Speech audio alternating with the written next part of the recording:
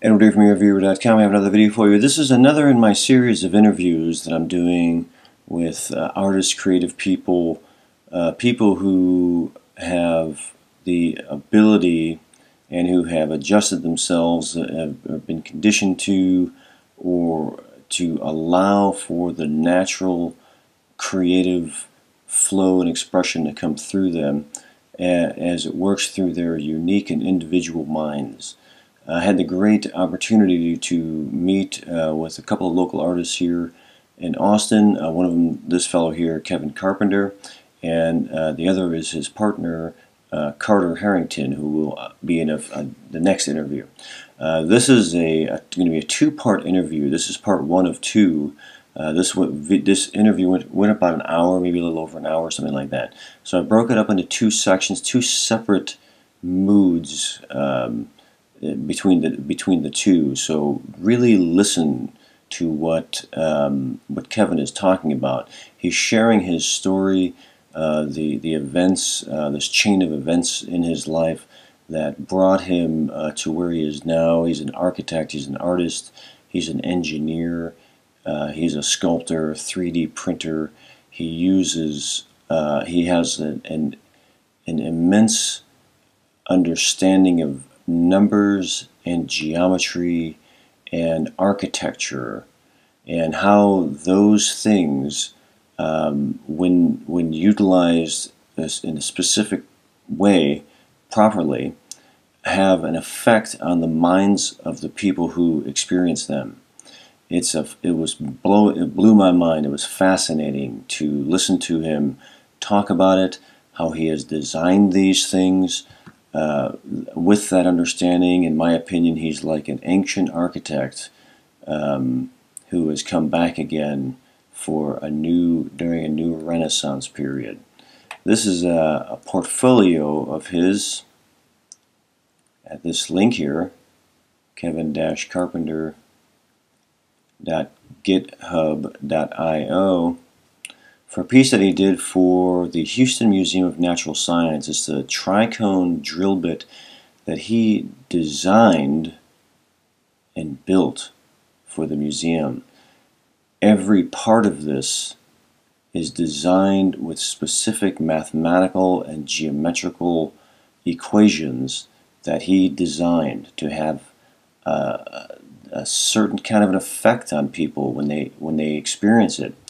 And he was sharing with me that in the Houston Museum of Natural Science, people from all over, Houston is a very metropolitan area, people from all over the world go there. I've been to Houston several times. There are people from all over the world go there. And it's a very incredibly great museum. It's an amazing city. And when people go to the Houston Museum of Natural Science, they're drawn to this display. And they take their selfies there. So they'll go there and they'll stand underneath the drill bit and they'll take their selfies in the area or have their pictures taken. So people from all over the world are drawn to this piece here. They take their pictures and they take them back to their countries. So this is shared all around the world. When he told me, when he was explaining to me about how he designs these things to have, and his understanding of how architecture, in its pure form, I guess, in a human's understanding of geometry and mathematics, and how these things affect people. And he was telling me about that, and telling me about the story of how people are drawn to this display. It's basically having the kind of effect that he was mathematically and geometrically configuring into this piece. So unconsciously people respond to it and they react to it. And it's been brought all around the world in people's photos. The whole idea of it just is blowing my mind. It was so awesome. I got to go through their home is their studio. He and his partner Carter, they have 3 art studios in their home. And if you know anything about artists and their studios, they don't just let anybody in. So I was very honored to be allowed into their space, very sacred space. I was allowed to go through a little tour of it and kind of do a little video of their home, which was awesome. I got two of them here. They're very short, but this gives you an idea of the mind spaces that Kevin and his partner Carter get to experience here. There's Kevin. And some of there's just art everywhere in here. I gotta kind of leave it focused so it can focus just to the darkness here and the light. Oh, I can turn that light on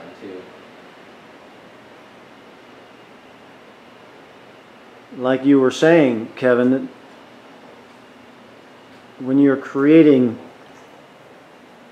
or engineering something, there's art in every piece of it. Yep. And I can definitely, and you live that, and I can definitely see it in your home. I'm always fascinated by the studios and the homes of artists because they build a space that is conducive to their outpouring of expression. And a quick view of inside of your the closet 3D printing room here.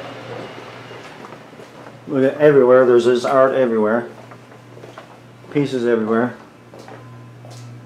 We got Chewbacca as Richard Nixon. This is a great piece here. This is, what is this one called again? Fall of the Roman Empire. Yeah, that's really, that is really awesome. Here's the desk. So eventually,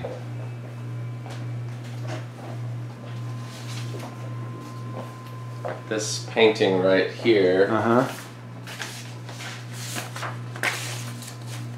will eventually look like that. Wow, that's like a fractal tree. It is. It's a Koch. It's called a Koch distribution. So this is actually a mathematical concept. Wow. And it's a fractal distribution. That is really amazing. I did all the easy parts, and then as soon as I realized, oh, the next part's going to be hard, I kind of just left it alone for about 2 months now. Bringing it into the world, man. That's what it's about. I'm grateful that you and Carter are doing it. Fascinating place. Here's more of the. He has a 3D printer. He designs these. He makes his designs and prints them out in 3D. They're mathematical. They're geometrical. This stuff is way next level right here. Is there a light in there? There is not, no. Let me let the thing adjust. The 3D print closet. These are amazing. It's just really fascinating for me to try to wrap my head around your comprehension of geometry and numbers and how they are elements of art. Like this 3D printing, which is you had an idea of a coffee table? Yeah, it's a DNA double helix coffee table. Yeah, that's pretty awesome. I'm glad you thought of that. I'm just going to leave it. I'm glad you thought of that. Here is a model of your piece that is in the Houston Museum, right? Mm-hmm. And those people are all under there taking selfies, right? Yeah, yeah. You even got their little phones. They're taking a selfie under there, all around the world. They know that piece of art that you created. Very cool, very cool. This was a really, really interesting conversation. Here's a few more of his pieces here. He has a huge body of work. This is another 3D design that he made here, the Hive Mind. If my memory serves, he was telling me that a 3D printing company maybe reached out to him and asked him to design the most complicated design he could imagine to test their 3D printer's capabilities. and this is what he designed. I think he said it broke the first machine or something. I think that's what he told me, if memory serves. This is an absolutely mind-blowing design here. There's so much detail in here. There's so much going on. There's so many dimensions being represented here that it is absolutely amazing. But they were able to do it. He printed it out, and I was able to see it. It's really amazing. What a mind. Incredible mind. I spend the majority of the time observing his mind, the way he thinks, his comprehension of things, and exploring his mind. People who are in their genius, they when it's happening, you don't really know anything else. So it takes sometimes another observer, another viewer, to observe these fascinating elements and bring them out into the forefront and say, this is what I see in your mind, how I'm perceiving that your mind works, and can explore it. Kevin lives this every second of the day with a mind that is exploding with ideas and numbers and geometry and art. So it was great for me to explore his mind with him. And that's what this interview is about. This is part 1 of 2. The second part, they're kind of 2 halves. So this is kind of, we talk about his upbringing, which is fascinating, kind of this chain of events that I'm seeing that kind of formulated to who he is today and and his impact, the impact that he will have in architecture in the future as we explore things like the perception that a new Renaissance time is upon us now, and his role in this new Renaissance time, where an immense amount of creativity, creative energy, raw creative potential is moving through humanity, through the world, and it's triggering people to create things that will allow for that to unfold, this Renaissance energy. So I hope you find that interesting. Part 2 will be coming out soon. Many more to come. Oh shoot, I'm still chewing. Edward here from ER Viewer. I am in Austin, Texas with Kevin Carpenter, an artist, designer, an amazing... are you an engineer? Yes. He is an engineer. We just had, going through their house, he and his partner... Carter, who will be in the next interview. And my mind is blown. I'm trying to get my thoughts together. They completely blew my mind apart as I'm here in one of their studios where they do their creative, where they unload the creative impulses in one of their studios here. And in fact, I'm going to catch a little bit of it here. Some of the art. There's one of Carter's amazing paintings. This is the what do you call this? The Tesla collection? The Beyond Tomorrow series. The Beyond Tomorrow series of amazing Tesla paintings there. All the tools here, benches. You can smell the paint in here. This is where some of the stuff happens, and you can definitely feel it. Look at that.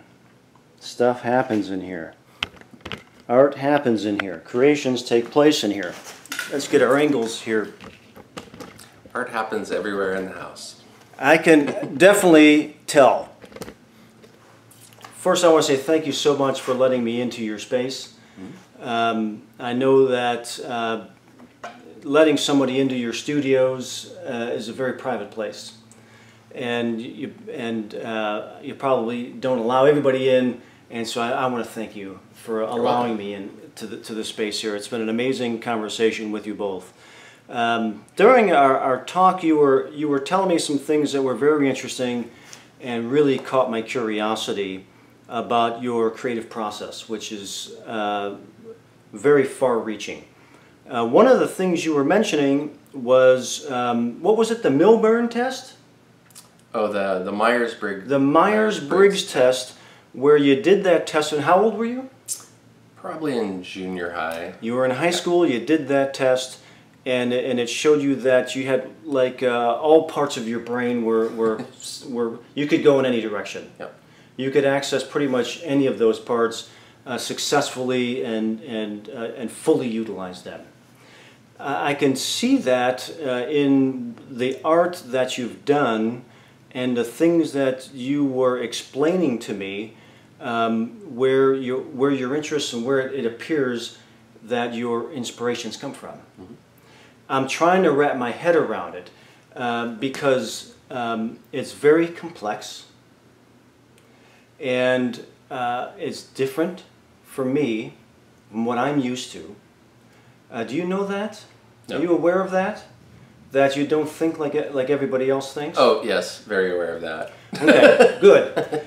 Then have pity on us. Yes. And I'm very aware. I am working very hard to wrap my head around the mind spaces that you go into, where you get your inspiration, your limitless curiosity, to create the things that you're creating, which are designs, they're dimensional, but that's, let me go back to my original point. I could go on and on and on here, because again, I'm trying to wrap my head around it. You were mentioning to me something very important, I feel, which was that when you were a little kid, your parents, instead of putting you in front of a TV, mm-hmm. Putting you in front of video games, it was libraries, it was books, they put you into spaces where there were like limitless secrets for you to go and explore and find. Take me back into that mind space. How old are we talking here when they said, go in there, we're going to put you in there and start unfolding your mind? Okay. From the very earliest I can remember, I don't really remember ever watching television as a kid. Very, very rarely. Both my parents were teachers, and so for them, they were fairly adamant about, we never had video games, we never had, there was a television, but I don't really remember ever watching it. I had never seen Sesame Street until I was in junior high. Didn't know anything about it, didn't care. So for them, it really was, kind of the old system of, hey, we have a huge library. My parents had a fairly large library since they were teachers, and I remember just having endless encyclopedias and books, and always remember being at the library.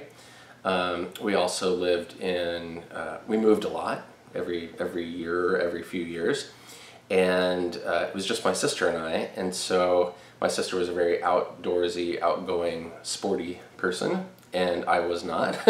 So a lot of the time it was just me with very few friends. I didn't really bother trying to make too many friends because I think differently even then, and couldn't compete with most of the kids who just, even at that point in time in the 80s, mostly talked about video games and television. Mm-hmm. And I could not relate to that and did not really care to relate to that. Mm-hmm. And so for most of my childhood, it was up to me to just use my imagination and entertain myself and be creative. I was just had free reign to be creative.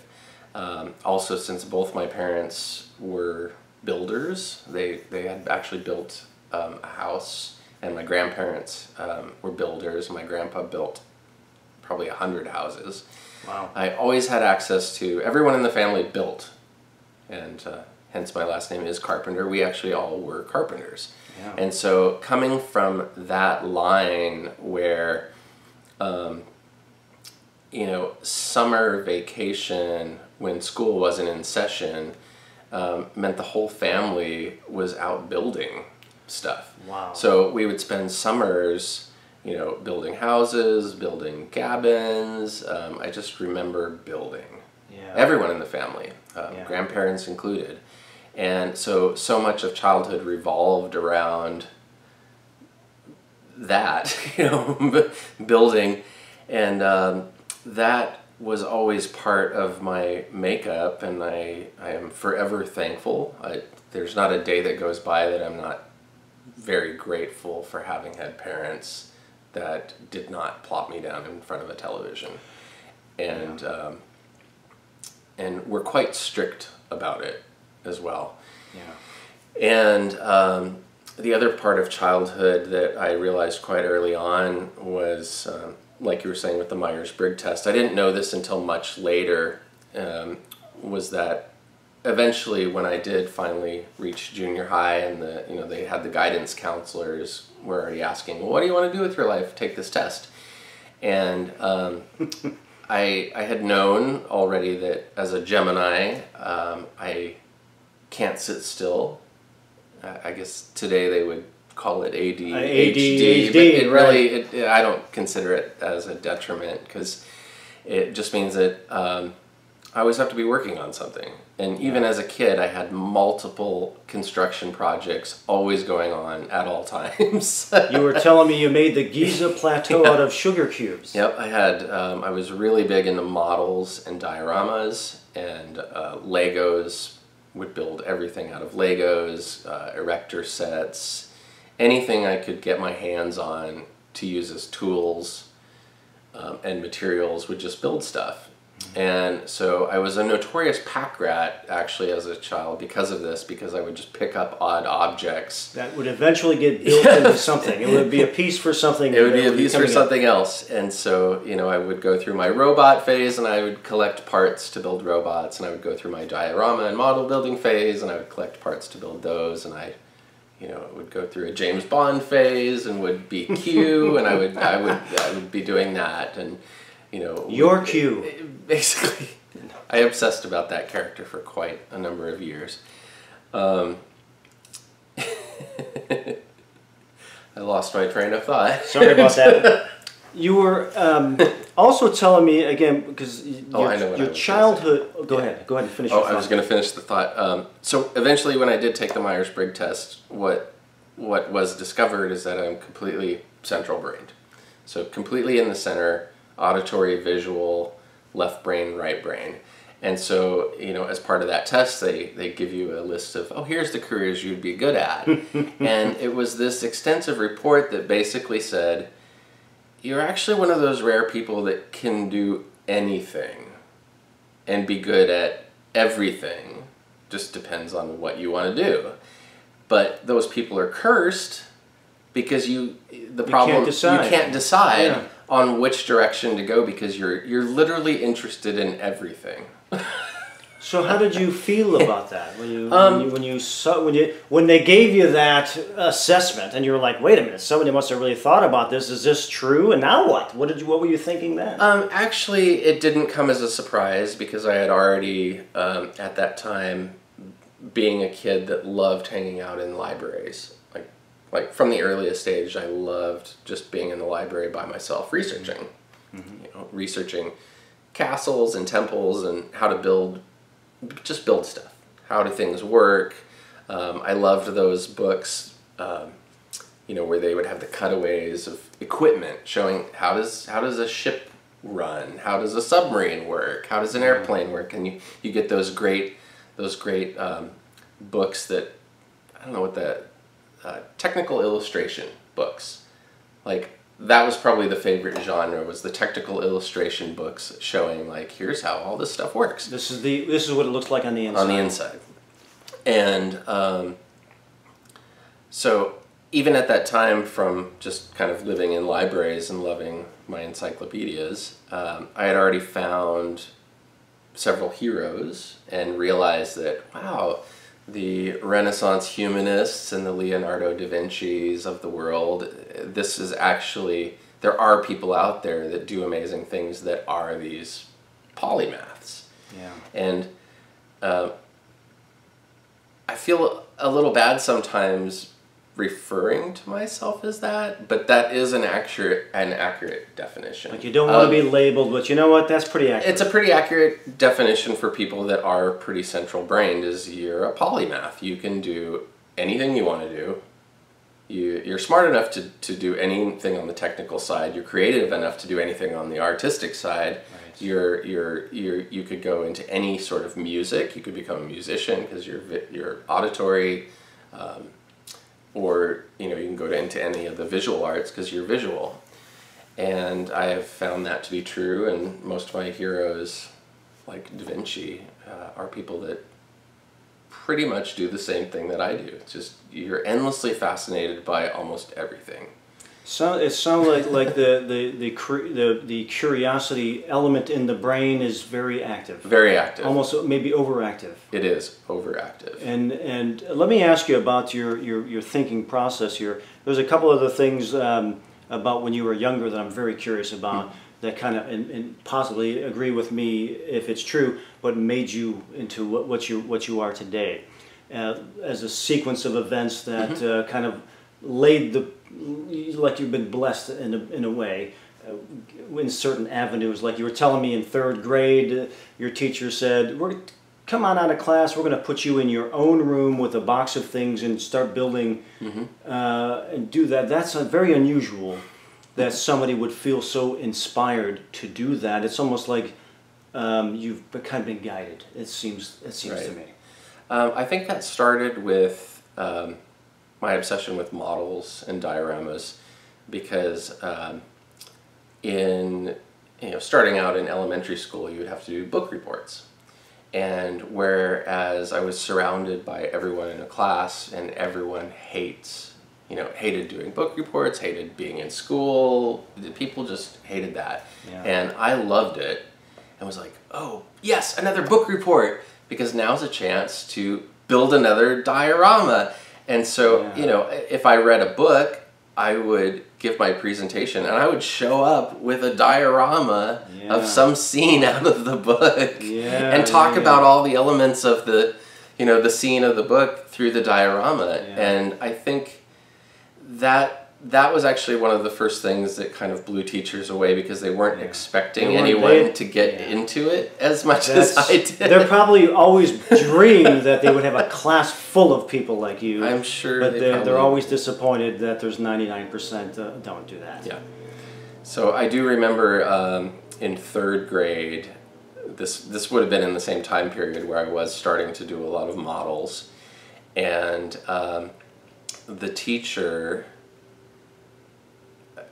like an hour or two every day, would just remove me from class, and I would just go into a room by myself, and they just had buckets of parts, that the teachers themselves were scrounging parts, from old computers or hardware store throwaways, and they would bring these to school in buckets and give them to me, and just, so the rest of the class would be in class learning the subjects, and I would just be off by myself in another room. So were there multiple teachers who were involved in this? I believe there probably was. They probably talked about you. I'm sure they did. I'm sure they talked about all their students, and they were like, God, I wish I had 30 of this like this. And so it was also one of those advantages where, because my parents were teachers and we didn't watch that much television. Such a key point. It is the key point. There were a number of instances in certain grades where I came into a class and was well ahead of where the class was, because I didn't need to be taught grammar, because my mother was teaching me grammar my whole life. And so in a lot of these classes, I would just be bored out of my mind, and I would just be sketching. And that was back in a time period where the teacher would look at creative artistic students and see, oh, you're doodling in class. And instead of, giving you pills and reprimanding you to behave, they would say, I don't actually think you belong here. Let's send you, why don't we put you out in the hall and see if you can build a robot out of all these spare parts? Because obviously you're bored and don't need to be here. And that was kind of acceptable teaching back in the day. Back when teaching was teaching. Back when teaching was not teaching. babysitting like a, Yes. And pharmacists and babysitters. Yeah, I don't even know what they would do today to someone like me. Yeah. In a school. They probably set forth to destroy you probably in some way. I imagine so. To me, that sounds like you were kind of. It just feels to me like you were kind of guided in a certain direction. Yeah. And so that whole thing is very interesting to me. But I want to get into your mind. The kind of things that you create are very dimensional. Mm-hmm. They're very mathematical. I'm curious as to how you perceive these things in your mind.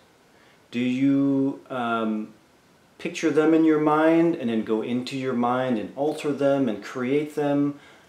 Where does it happen in your mind and how do you experience that?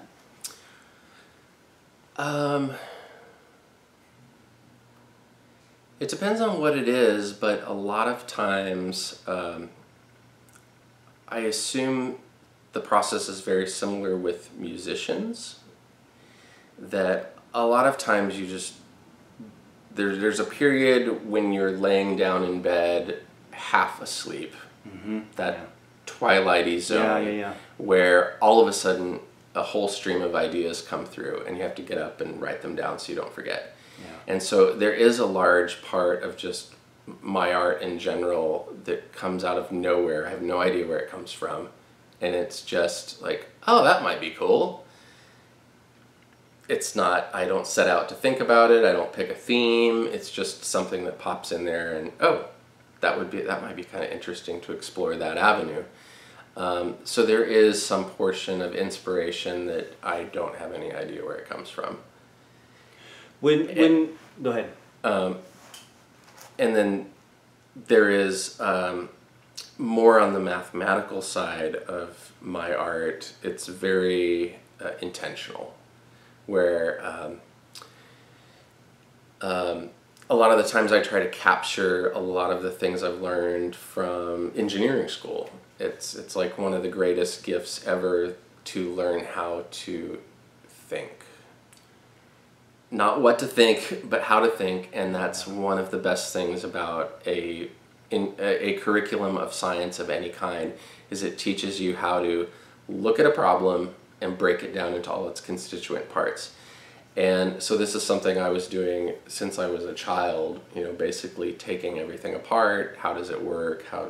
What's happening behind the scenes? What are things made of? How does it function? And that's one of the reasons I went in that direction.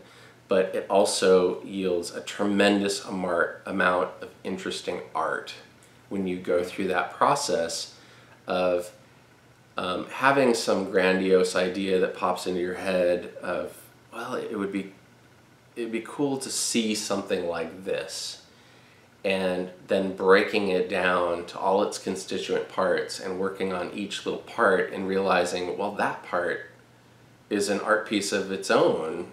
And then that part is an art piece of its own, and that piece is an art piece of its own. And sometimes you get completely derailed from the overall vision you might have had because you're so obsessed with all the cool art that's coming out of just the little constituent parts of an idea. That's a very interesting thought, because that's really, my mind is going now, because it's like if you have a piece of art. And if you break it down, it's just like millions of pieces of art. Right. They come together as like one piece. Correct. That's this I think stems from a lifelong obsession with structures, which originally started out as started out with tree houses basically, and then moved into castles. And I would endlessly read books about, how do they build castles? And then that went into churches and cathedrals and then temples and pyramids and sacred sites. And I would, cathedrals is really the best example, where you look at something like a cathedral and you walk in and every square inch is a piece of art. Yeah. But then it is all contributing to a much larger piece of art that's contributing to a much larger idea that might have flowed out of, you know, just a philosophical idea in Christianity, or any sort of philosophical idea. You can break it down into an emotion, a theme, and then you can break it down even further into, well, what materials might cause that emotion. Right. One of the things that I've been recently learning about is the doctrine of affect, which they use in music, and like Bach and stuff like that, where you design things intentionally to create an emotional affect. Yeah. And there are formulas for these type of things, as there are formulas in architecture, that if you embed certain, you know, like golden ratio principles or sacred geometry or different, you know, different harmonic ratios and different numbers, if you embed that into art, it is timeless. One, right. This stuff resonates for everyone in mass on some level, and it is forever doing that. Yeah. And so a lot of the art that I really, really love is stuff that on the surface it just looks like a piece of art, but then you can't tell what it is about it that makes it so good until you start analyzing it from sort of the affect side of things. Like, well, wow, they embedded a lot of geometry into those things, and this is intentional. And you can see this a lot with the Renaissance masters. Anyone who's a master of that sort of genre is, I look at a painting, and every time a sword is held up, why is it always at 72 degrees? Yeah. Anytime someone's holding a stake or a sword or anything, it's always at a certain degree. Everything every single time. Yeah. And then, like, the way perspective works and the way, you know, a subject is approached, you see that you can overlay geometry over all of these paintings and understand that, oh, there's a reason this is so good. It's designed to be good. Right. It's not just designed to be a scene. Right. It's designed to actually have an affect. And, you know, architecture is very much this way, which is why I resonate so powerfully with that type of art, mathematical art and architecture, because if it's done well, it really has, it brings out a response.